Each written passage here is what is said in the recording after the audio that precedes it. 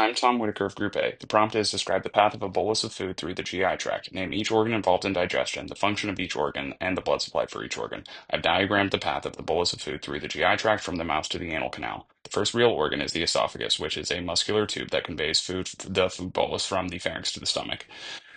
In the abdomen, the esophagus receives blood from the celiac trunk via the ascending branches of the left gastric artery and from the abdominal aorta via the left inferior phrenic artery. Next organ is the stomach, and the stomach converts the food bolus to chyme through the actions of gastric juices. The stomach also functions to store food before it is sent down the GI tract for further digestion, and the stomach performs mechanical digestion through contractions and chemical digestion through the gastric juices.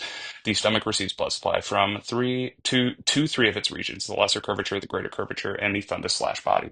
The lesser curvature receives blood from the celiac trunk via the left gastric artery and from the hepatic artery proper via the right gastric artery. The greater curvature receives blood from the splenic artery via the left gastro-omental artery and from the gastroduodenal artery via the right gastro-omental artery. The fundus/body receives blood from the splenic artery via the short gastric arteries.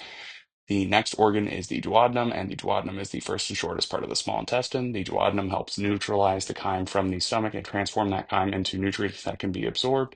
The proximal duodenum receives blood from the gastroduodenal artery via the anterior and posterior superior pancreaticoduodenal arteries, and the distal duodenum receives blood from the superior mesenteric artery via the anterior and posterior inferior pancreaticoduodenal arteries.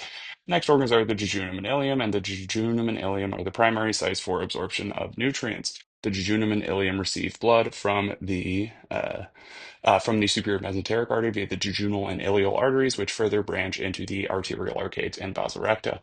The next organs are the cecum and descending colon, which, along with the rest of the large intestine, provide water absorption and conversion of semi-liquid chyme to semi-solid feces. Notably, the cecum has a corridor with the appendix, which is a dead end without a continuing path. The cecum and descending colon receive blood from the superior mesenteric artery via the ileocolic artery.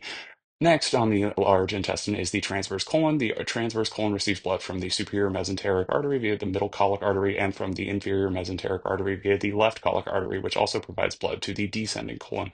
Up next on the large intestine is the descending and sigmoid colon.